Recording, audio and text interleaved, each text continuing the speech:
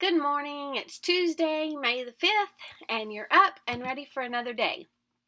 Before you start, I want to read a little bit to you from this book called So You Want to Be an Inventor.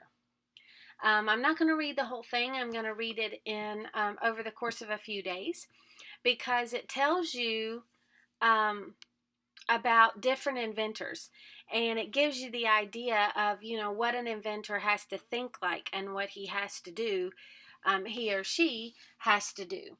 And not just an inventor, but someone who is going to do anything that's going to be the first to do it. So, I would also call an inventor a thinker, someone who is approaching the world in a different way than a lot of us will. Okay, so let's see. Let's look at the first few. So you want to be an inventor. So here you have the pleasant part, and then you turn the page, and then it's like this. He's figuring out that what he was doing may not be what he wants to do.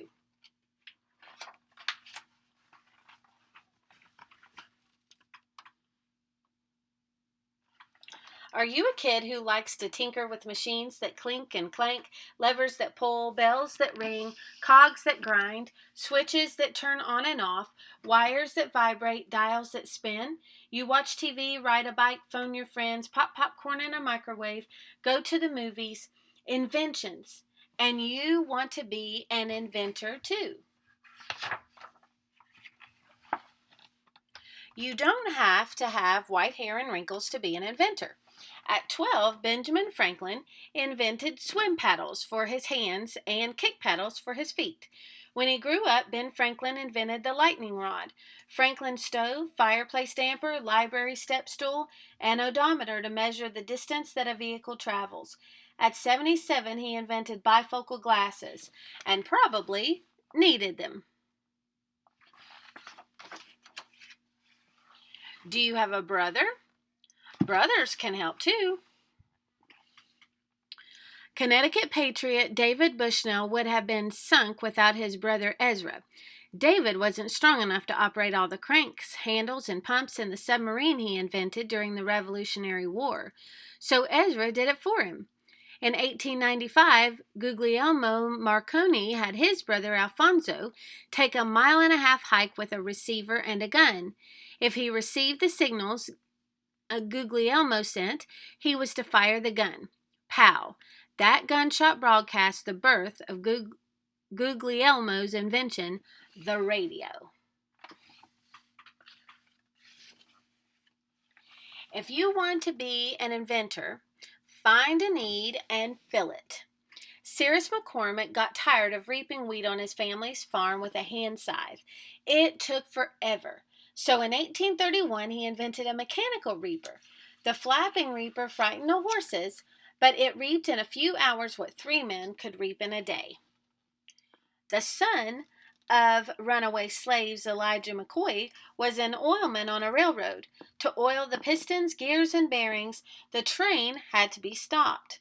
In 1872, he invented a lubricator that oiled the pistons, gears, and bearings while the engine was running. Other workers wanted his invention for their engines, but they wanted the real McCoy, lubricators or nothing. Okay, so the real McCoy is a phrase that we use now, meaning if you want something that's the actual real deal, not something that's made up or changed. If you want to be an inventor, be a dreamer. As a boy in Scotland, Alexander Graham Bell had a dreaming place. When he grew up, he dreamed of people talking across distances, maybe by electric signals. Electric signals it was. In 1876, he invented the telephone. Young Russian Igor Sikorsky dreamed of a different way to fly. Up, down, forward, backward, and sideways. Igor's brothers poked fun at him. It will never fly. He was wrong. With its 3 blades whirling in 1939, Igor's dream helicopter took off. So many times people may think inventors are kind of crazy, that maybe they don't think in normal ways. Maybe they're just not right. But really, they're going to be the ones that do things that the rest of us can't see. If you want to be an inventor, keep your eyes open. On a 1914 trip to Labrador, fur trader Clarence Birdseye watched Eskimos freeze fish on the ice. When the fish thawed, they tasted fresh. Would fast freezing food between two metal plates work as well? It did. All those frozen dinners, pizzas, and other frozen yummies come to you by way of Clarence Birdseye. After a country walk with his dog in 1948, Swiss engineer Georges de Maistre picked cockleburrs off his pants. Why the cockleburr hooks gripped the wool loops in his pants? Hooks and loops, the perfect fastener. George's invention? Velcro. And some of you might have read about that when we did that day in science, when we looked online to find things in that were invented that were inspired by nature. Velcro was one of those, but it was because this person was willing and able to keep his eyes open and look for patterns that he saw. An inventor can be stubborn as a bulldog.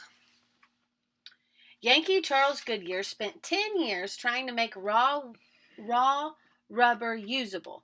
He spent all his money and was thrown into debtor's jail before he hit the jackpot in 1839 by treating raw rubber with sulfur under heat. Tires, tennis balls, and all sorts of rubber goodies have been bouncing around ever since. Thomas Edison spent more than a year looking for a thin thread called a filament that would glow without burning up when electricity passed through it. He tried platinum, nickel, gold, silver, fish line, cotton thread, coconut hair, people hair, wood shavings, cork, and more. Carbonized bamboo was the answer. Edison's 1879 incandescent lamp, a lamp that stayed lit, brightened lives everywhere. Don't worry if people laugh at you. Everyone mocked Robert Fulton's steamboat, calling it Fulton's Folly and a floating sawmill caught on fire.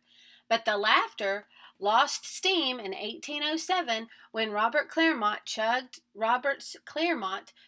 up the Hudson River from New York to Albany with paddle wheels churning and flags waving. Newspapers laughed at Robert Goddard for trying to invent a space rocket. They called him Moon Man and a hoaxer. He was no hoaxer. Thanks to Moon Man, Robert Goddard's 1976 invention of a liquid fuel rocket, the spacecraft Apollo 11 landed Americans safely on the moon in 1969. Okay, now I am going to stop there and we'll finish it tomorrow. But I wanted to give you an idea about just some of the things, the people that have invented some of the things that are around us, maybe things that we've never thought about before. Just a little something to get your brain going this morning. Okay, I hope you are being diligent in your work. You're working well. You're working to learn, not just to get it done, not just to check it off, but to learn and to improve your mind. That's your goal from now to when we stop, is to improve your mind. How can you improve your mind? How can you improve your abilities? And part of that is making yourself do your very best every time you sit down to do your work. Okay? So here you go. It's another day. It's another chance. Sit down and give your 100%.